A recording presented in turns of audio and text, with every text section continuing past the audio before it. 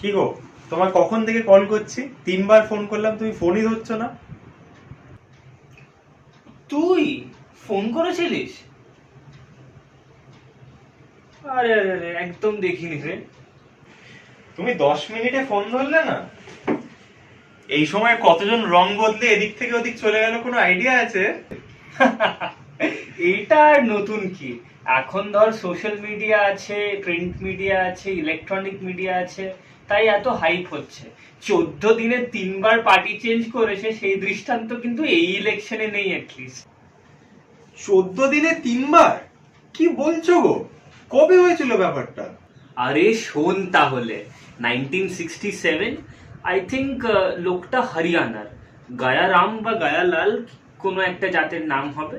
তো তার নাম নিয়ে অত আমার মাথা ব্যথা নেই, কিন্তু যেটা করেছিল সেটা কিন্তু ইন্টারেস্টিং।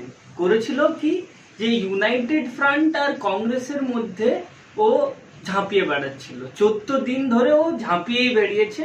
আর ওর জন্যই কিন্তু পরবর্তীকালে আমরা দেখছি যে এত যে ঝাঁপিয়ে বেড়ানো, এক রং থেকে অন্য রং, এক দল থেকে অন্য দল, সেটা কিন্তু আবার পুনরায় স্পটলাইটে চলে এসেছে। কিন্তু এটা সবসময় হয়েছে, যখনই কোনো একটা রাজনৈতিক দল সংখ্যাগরিষ্ঠতা পায় না, কিছু লোক থাকে তাদের মধ্যে, কেননা রাজনীতি করার মূল উদ্দেশ্য কিন্তু কিছু লোকের এটা সত্যিই যে আমাকে পাওয়ারে থাকতে হবে, যেন তেন প্রকারের নয়। তো সেইটা যদি ফুলফিল করতে হয়, তাহলে তোর আইডিওলজি থাকলে হবে না। আর যখন তোর আইডিওলজি নেই, তুই ঝাঁপিয়ে বেড়াবি, তোর মধ্যে কোনো দ্বিধাবোধ কাজ করবে না।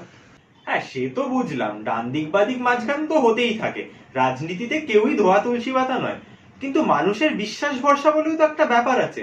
গণতান্ত্রিক ভিউ পয়েন্ট দিয়ে গেলে এথিক্স ব্রেক করছে না? বা ল কি করছে এই সময়, তুমি বলো, দেশের আইন আমাদের কি করছে?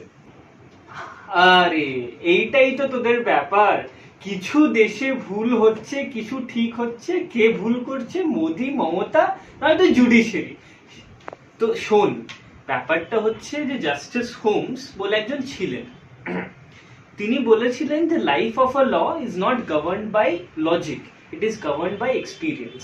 তো তুই যদি আমাকে এখন জিজ্ঞেস করিস যে কনস্টিটিউশন এটা আটকাচ্ছে না কেন, আমি বলবো যে কনস্টিটিউশন হয়তো ডাইরেক্টলি কোনো আর্টিকেল দিয়ে আটকাচ্ছে না, কিন্তু এই গায়ালালের ইনসিডেন্টটা হওয়ার পর যেটা হলো সেটা খুব ইন্টারেস্টিং। কি হলো? গায়ালালের ইনসিডেন্টটা হওয়ার পর বোথ লেজিসলেচার আর জুডিশিয়ারি কিন্তু তৎপর হয়ে গেল ব্যাপারটা নিয়ে। তৎপরতার ব্যাপারে যে একটা ল আনতে হবে, এইসব মানুষকে রাজনীতিতে ঢুকতে দেওয়া চলবে না, কিছু একটা করতে হবে, এই তৎপরতা কিন্তু এলো। তারপরে কি হলো, 1985-এ মার্চ মাসে রাজীব গান্ধী সরকার একটা আইন লাগু করলো। সেই আইনটা হচ্ছে অ্যান্টি ডিফেকশন ল। এবার অ্যান্টি ডিফেকশন ল কি, বেসিক ব্যাপারটা হচ্ছে ব্রডলি এটাই, যে এই যারা লোক যারা ডিফেক্ট করছে, এক দল থেকে অন্য দল চলে যাচ্ছে, মেম্বারশিপ পাওয়ার পর পার্টির মধ্যে কিন্তু নয়, যখন তারা কোনো একটা লেজিসলেটিভ বডির মেম্বার, তখন তখন সেটার অ্যান্টিডোট হিসেবে অ্যান্টি ডিফেকশন লকে আনা হয়েছে। যে কিছু করে যারা এমপি হয়ে, তৃণমূলের এমপি হয়ে বলছে বিজেপিতে চলে যাবে, সেইটাকে আটকাতে পারবে। তো সেইটাই হচ্ছে অ্যান্টি ডিফেকশন ল।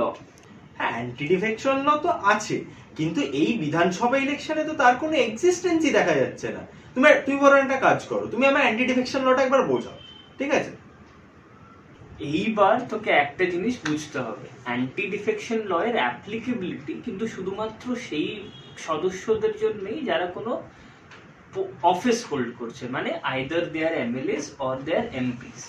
এবার তাদের জন্যই কিন্তু এই যে রুদ্রনীল বল বা যখন জ্যোতিরাদিত্য সিন্ধিয়া করেছিল ডিফেক্ট, তখন কিন্তু কোনো এমএলএ বা এমপির অফিস হোল্ড করছিল না, সেই জিনিসটা বুঝতে হবে।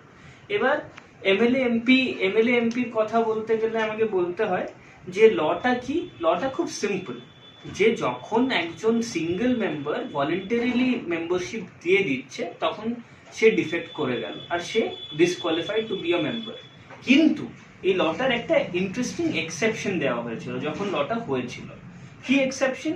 যে যদি 1/3 মেম্বার একটা পার্টির একসাথে রিজাইন করে মার্জ করে যায়, মার্জার যেটাকে বলে, অন্য পার্টির সাথে, সেইটাকে ডিসকোয়ালিফিকেশন কনসিডার করা কোনো মতেই হবে না। তো দেখ, এতগুলো ছোট ছোট দল আছে বা বড় দলও মাঝে মাঝে, যে মার্জারটা করে কিন্তু ওরা ডিফেকশনটাকে মানে এই এক্সেপশনটার লুপহোলটা বার করে নিয়েছে। তাই 2003-এ অ্যামেন্ডমেন্ট করে কি করা হলো, যে 1/3 জায়গায় বাড়িয়ে এটাকে 2/3 করা হলো। 2/3 মেম্বার যদি একসাথে রিজাইন করে তাহলে তখন ওটা ডিফেকশন কনসিডার করা হবে না। তো এইটা হচ্ছে অ্যান্টি ডিফেকশন ল। এবার তোকে বুঝতে হবে আরেকটা জিনিস, যে 3টে টাইপের মেম্বার হয়। একজন হচ্ছে যারা ইলেক্টেড, একজন হচ্ছে নমিনেটেড, আর একজন হচ্ছে যারা নির্দলীয়। তো তাদের ক্ষেত্রে প্রভিশনটা খুব সিম্পল। যারা ইলেক্টেড তাদের কথা তো আমি বলেই দিলাম, যে তারা যদি মানে ভলেন্টারিলি ইমপ্লাইড অর এক্সপ্লিসিটলি ওরা মেম্বারশিপ ছাড়ে তাহলে তারা ডিফেক্টেড। যারা নির্দলীয় তাদেরকে কিন্তু আমাদের বলছে, লটা বলছে যে তারা যদি নির্দলীয় নির্বাচিত হয়ে যায় আর তা পরবর্তীকালে কোনো একটা দল জয়েন করে নিল তাহলে কিন্তু তারা ডিসকোয়ালিফাইড। আর যারা নমিনেটেড তাদের কথা বলা এখানে খুব দরকারি, কারণ স্বপন দাশগুপ্ত রিসেন্টলি একটা কেস হয়েছিল।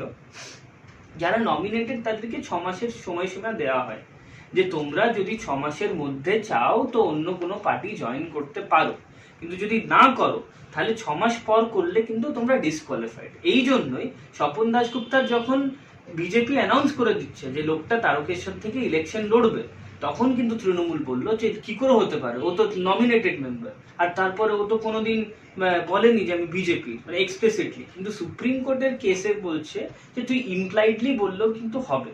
তো সেইটাই হচ্ছে ব্যাপার। তো ইলেক্টেড মেম্বার, নমিনেটেড মেম্বার আর তোর নির্দলীয়, 3টে গ্রুপ অফ মেম্বার্সের ক্ষেত্রে 3 ভাবে নির্ধারিত হয় জিনিসটা, বুঝলি? হ্যাঁ, সেটা তো বুঝলাম যে অনেকেই পার্টির এমপি এমএলএ নয় বা পার্টির ক্যাডারও নয়, তো তাদের জন্য রং বদলানোটা খুব একটা বড় ব্যাপার নয়।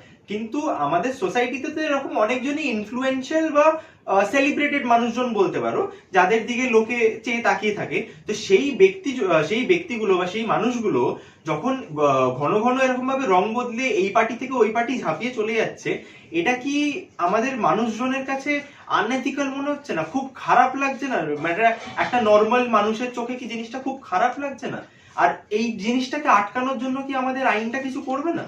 দেখ, আবার তুই চলে এলি ল আর এথিক্স এর ডিবেটটাতে। ল আর এথিক্স এর ডিবেটটা তো কোনোদিন শেষ হবে না, কিন্তু একটা জিনিস বোঝ খুব বেসিক ভাবে, যেটা আমি বুঝি অ্যাটলিস্ট, যে law tells you what to do and what is prohibited from doing. when it does this, what it does is it sets the minimum standards of behavior. Ethics কিন্তু জেনারেলি ও specifically ও maximum standard of বিহেভিয়ারটাকে set করে। তো সেইখানেই এই ডুয়ালিটির ডিবেটটা। এবার যখন তুই বলছিস যে এই লোকটাকে তো আমি চিনতাম, আগে এই পার্টি করতো, তারপর এই পার্টি করতো, এখন যে পার্টি পাওয়ারে আসার সম্ভাবনা আছে সেই পার্টি করছে, আমি বুঝতে পারছি। কিন্তু তোকে একটা জিনিস বুঝতে হবে, আলটিমেটলি আমি যখন একটা পার্টির প্রতিনিধি মানে হচ্ছি বা হওয়ার ডিসিশন নিচ্ছি, সেই ডিসিশনটা মানে নিয়ে প্রতিনিধি হয়ে আমি যখন তোর কাছে ভোটটা চাইতে যাচ্ছি, it is my freedom of speech and expression. আমি সেটা কিন্তু করতেই পারি। তোর কাছে কি আছে, তুই নাগরিক হিসাবে তুই একটাই জিনিস করতে পারিস, যে you don't agree with me and hence you don't vote for me. কিন্তু তার মানে এইটা নয় যে আমি বলে দেবো যে না, এই লোকটা এই সিপিএম করতো বলে কোনোদিনই টিএমসি করতে পারবে না। এটা হয় না। মানে আমরা অভিসন্ধিটা বুঝছি, কিন্তু মানে একটা স্টেট যখন ল বানায়, ও মানে ম্যালিফিডে ইন্টেনশনটা মনে রেখে তো লটা বানাবে না। তো সেইখান থেকে ইন্টেনশন বুঝে তো লটা হয় না কোনোদিন। তো সেইখান থেকে আমার যেটা মনে হয় যে মানে তুই নিজের freedom of speech expression use কর আর ও নিজেরটা করবে, সেইটাই হচ্ছে আইডিয়াল একটা সোসাইটি। তুই এইটা বলে দিস না যে ওর আইডিয়োলজি ইভলভ হতে পারে না, ওর আইডিয়োলজি চেঞ্জ হতে পারে না, ওর অভিসন্ধি আছে, ওর ম্যালিফিডে ইন্টেনশন আছে। সেটা আই থিঙ্ক আমরা বুঝতে পারছি, কিন্তু সেটাকে ট্যাকেল করার কোনো মেকানিজম আমরা এখনো গড়ে তুলতে পারিনি। সেটাই হচ্ছে ব্যাপার। তার মানে তো ব্যাপারটা দাঁড়াচ্ছে যে পুরো অ্যান্টি ডিফেকশন লটা ইনএফেক্টিভ, মানে it is all a much ado about nothing.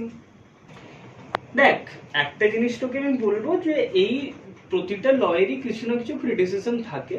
তো এই লটাও কিছু ক্রিটিসিজম নিয়েই জন্মেছিল। অফকোর্স আমরা বুঝতে পারছি যে এই লটার অবজেক্টিভ ছিল স্টেবিলিটি দেশটাতে রাখা, পলিটিক্যাল স্টেবিলিটি রাখা দেশটাতে। আর তো ক্রিটিসিজমটা কি ছিল, সেটা হচ্ছে প্রথম যখন লটা জন্মেছিল, যখন লটাকে এনাক্ট করা হয়েছিল, তখন বলা হয়েছিল পার্লামেন্ট একটা খুব স্যাক্রোসাইন্ট জায়গা, পার্লামেন্টের ভেতরের ডিসিশন ফাইনালিটি কে নেবে, স্পিকার অফ দ্য লোকসভা বা chairman of the Rajya Sabha, judicial রিভিউতে যাবে না। তখন বাট 1992-তে কি হলো, কিয়োটো হলো জাজমেন্টে বলা হলো যে জুডিশিয়াল রিভিউ পাবে না, তাহলে তো বেসিক স্ট্রাকচার ডক্ট্রিনটাকে ইনফ্লুয়েন্স করছে। তখন কোর্ট নিজের জিনিয়াস ইউজ করে কোর্ট কি বলল যে ঠিক আছে, পার্লামেন্ট স্যাক্রোসাইন্ট, আমি মানছি যে স্পিকার আলটিমেট ডিসিশন নেবে, কিন্তু তার পরবর্তীকালে স্পিকারের ডিসিশনটা কিন্তু কোর্টে চ্যালেঞ্জ করতে পারে।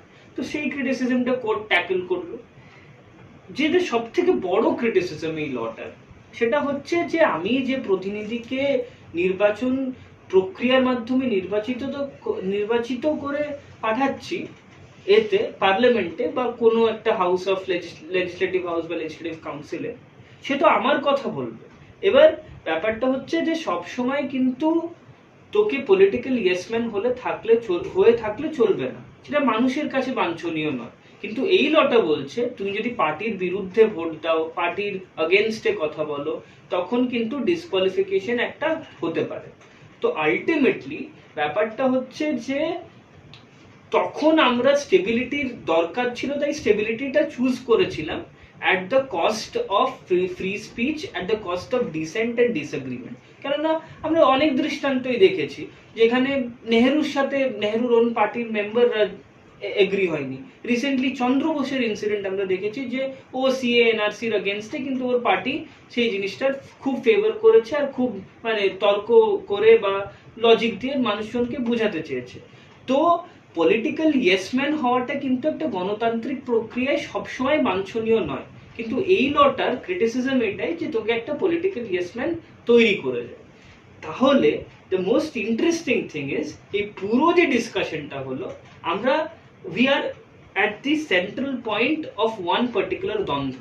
একটাই দ্বন্দ্ব আমাদের মনে, যে what do you need to choose, is it stability at the cost of dissent and disagreement in a democracy, or is it dissent and disagreement taking precedence over stability? That's it. Hello everyone, quarantine stories এখন ইউটিউবেও, গল্প 101 চ্যানেলে। এই চ্যানেলে audio stories তো থাকবেই, আর তার সাথে থাকবে বিভিন্ন মানুষের সঙ্গে জমিয়ে আড্ডা। যদি আমাদের কন্টেন্ট আপনাদের ভালো লাগে থাকে তাহলে লাইক করুন, শেয়ার করুন, সাবস্ক্রাইব করুন।